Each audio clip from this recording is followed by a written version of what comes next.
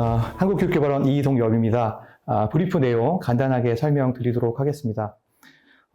본 브리프의 문제의식은 우리가 교권을 너무 협소한 관점으로 바라보고 있지 않은가라는 질문에서 출발했습니다. 교권을 협소한 관점으로 고찰할 경우에 교권 문제를 침해하는 가해자, 침해받는 피해자라는 이분법적 시각으로만 인식하게 됩니다. 이에 따라서 법적인 제재 조치 중심의 근시안적인 정책이 주류를 이루게 되고 교육 공동체의 구성원들 간에 서로를 신뢰하지 못하는 상황으로 흐르기 쉽습니다. 이러한 상황을 개선하고 교권 문제의 근본적 해결을 위해서 본 브리프에서는 생태학적 관점을 활용해서 교권의 다양한 측면을 이해하고 그것에 영향을 미치는 요인들에 대한 면밀한 분석을 시도해 보았습니다. 이를 통해서 보다 종합적이고 폭넓은 관점에서 교권 문제 해결을 위한 다양한 개선 과제들을 도출해 보고자 하였습니다. 생태학적 관점에서 교권은 3조 그림 1과 같이 권한, 권리, 권위라는 요소로 구성되는 하나의 교권 체제로 이해할 수 있습니다. 이러한 교권 체제는 다양한 요인들의 영향을 받게 되는데 이를 교권 생태계라고 상정할 수 있습니다. 교권 체제를 둘러싼 첫 번째 층은 교육 주체 체제, 두 번째 층은 학교 체제, 가장 바깥층은 외부 환경 체제입니다. 시간의 변화에 따라서 각 체제의 특성과 관계는 변동되고 이에 따라서 교권의 개념과 모습도 변화하게 됩니다.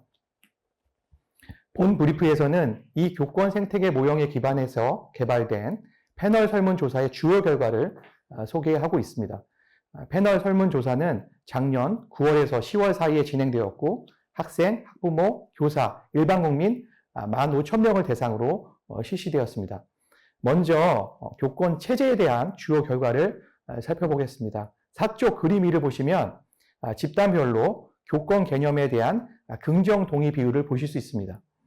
생활지도권, 신분보장권, 전문적 권위가 모든 집단에서 대체로 긍정 동의 비율이 높은 교권으로 확인되었고 생활보장권이 가장 긍정 동의 비율이 낮은 교권으로 나타났습니다. 전통적 권위도 긍정 동의 비율이 낮은 교권으로 나타났으나 학부모의 경우에는 전통적 권위에 대한 긍정 동의 비율이 상대적으로 다른 집단에 비해서 높은 것을 확인할 수 있습니다. 교사는 생활보장권과 전통적 권위를 제외하고 전 교권에 대해서 높은 긍정 동의 비율을 보였습니다. 평가권에 있어서 학생, 학부모 집단이 교사 집단보다 긍정 동의 비율이 상대적으로 낮은 것은 주목할 사안이라고 생각이 듭니다. 교사의 평가가 학생 진학에 큰 영향을 미치는 상황에서 교사의 자율적 평가 권한을 적극적으로 인정하지 못하는 경향이 반영된 것으로 보입니다. 다음으로 5쪽 그림 3을 보시면 권한 행사, 권리 보장, 권위 존중에 대한 긍정 동의 비율을 보여주고 있습니다. 앞선 그림 2와 비교했을 때 긍정 동의 비율이 현저히 낮은 것을 알 수 있습니다. 이는 현실에서 교권의 행사, 보장, 권위가 잘 실현되고 있지 못하다는 증거라고 할 수 있습니다. 전체적으로 볼 때 권한으로서의 교권 중에서는 생활지도권, 권리로서의 교권 중에서는 생활보장권, 권위로서의 교권 중에서는 전통적 권위가 가장 낮은 긍정 동의 비율을 보였고 집단 중에서는 교사 집단이 가장 낮은 경향을 보이고 있었습니다. 지금까지 말씀드린 교권 체제는 다양한 외부 체제의 영향을 받게 됩니다. 먼저 교육 주체 체제에 속하는 교사 특성에 대한 설문조사 결과는 6조 표 1에 제시되어 있습니다. 지속적인 변화를 추구한다의 경우에 교사를 포함한 모든 집단에서 가장 낮은 긍정 인식을 보이고 있었고 전문성 향상을 위해 꾸준히 노력한다에 대해서는 학부모 동의 수준이 다른 집단에 비해 가장 낮았습니다. 학교 체제에 속하는 교육활동 관련 설문 결과는 표 2에 제시되어 있습니다. 학교에서는 대체로 지식전달 위주의 수업을 한다의 문항에 대한 인식이 학생, 학부모, 일반 국민 집단에서 가장 높게 나타났고 학교는 학생의 관심과 흥미, 필요에 맞는 수업 방식을 적용한다는 그 반대로 가장 낮은 인식 수준을 보이고 있었습니다. 학교 체제의 또 다른 구성 요소인 학교 문화와 교장 리더십 설문 결과는 표 3에 제시되어 있습니다. 특별히 학교는 변화에 개방적이다. 학교는 새로운 시도를 지향한다에 대한 낮은 인식은 모든 집단에서 일관적으로 나타나는 특징이었습니다. 교장의 리더십 관련해서도 교장은 교사의 전문성 개발을 돕는다, 또 교장은 학교의 민원을 해결하기 위해 노력한다에 대한 인식 수준도 모든 집단에서 높지 않게 나타났습니다. 마지막으로 외부 환경 체제와 관련해서 미래의 학교 교육 변화에 대한 사회적 기대에 대한 설문조사 결과는 7쪽 표사에 제시되어 있습니다.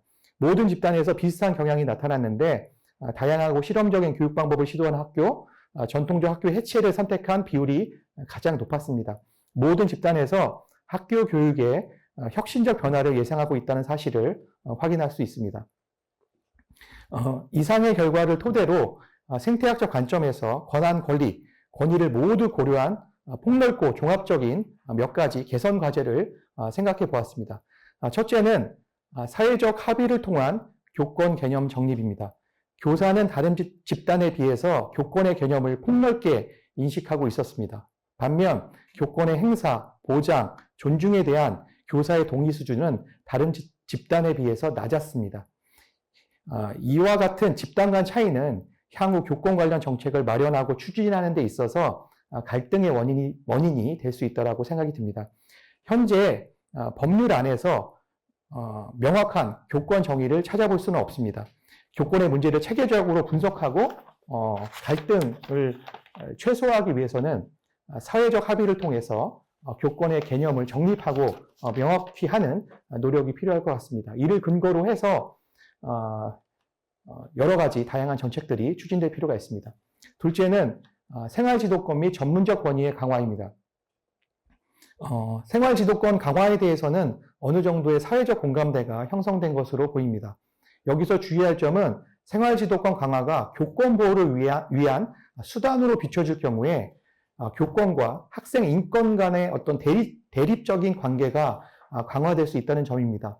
생활지도가 훈련과 경험을 쌓은 교사만이 수행할 수 있는 고유의 전문적 활동이라는 사실이 강조되어야 될 것으로 생각합니다. 한편 전문적 권위가 가장 중요한 교권으로 인식되고 있었으나 이에 대한 존중은 미흡한 상황이라고 할 수 있습니다. 교원 양성 단계부터 미래교육 환경 변화에 대응할 수 있는 역량을 함양해야 되겠고요.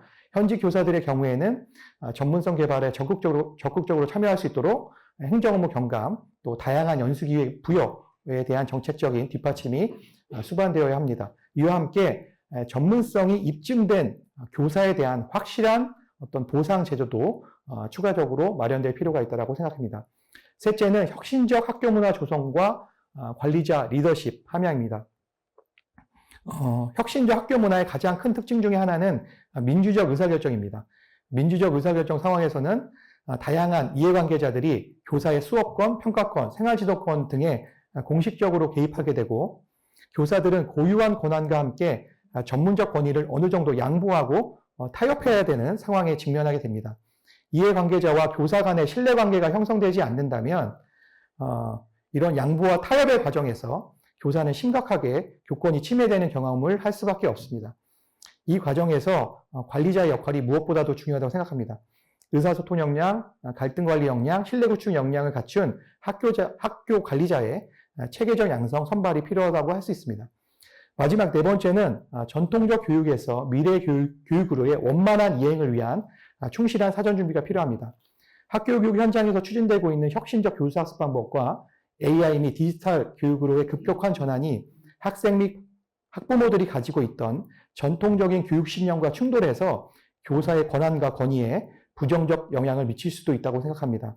미래 교육으로의 원만한 이행을 위한 준비가 필요합니다. 혁신적 수업을 저해하는 다양한 요인을 제거해주는 정책 지원이 요구되고 혁신적인 교육 활동이 필요하다는 사실에 대해서 학생과 학부모가 충분히 이해할 수 있도록 다양한 홍보와 교육이 필요할 것으로 생각이 듭니다. 마지막으로 강조드리고 싶은 것은 다중적인 교권의 개념을 이해하고 그것에 영향을 미치는 다양한 요인에 대한 면밀한 분석이 필요하다는 점, 그리고 보다 종합적이고 폭넓은 관점에서 정책 대안이 모색되고 실행되어야 교권 문제의 근본적 해결이 가능하다는 말씀을 드리고 싶습니다. 예, 감사합니다.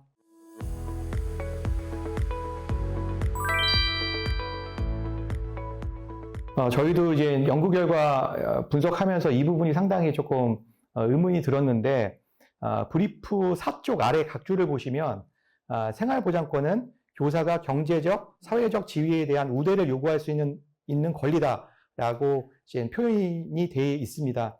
이는 저희가 이제 설문을 개발할 때 저희 연구진이 그냥 독자적으로 이 문구를 개발한 것은 아니고요. 교육기본법 제14조에 명시된 내용입니다. 이에 대한 인식과 동의 비율이 낮은 것은 좀 여러 해석이 가능할 것 같은데요. 먼저 우대라는 단어가 주는 좀 거부감이 있는 것 같습니다.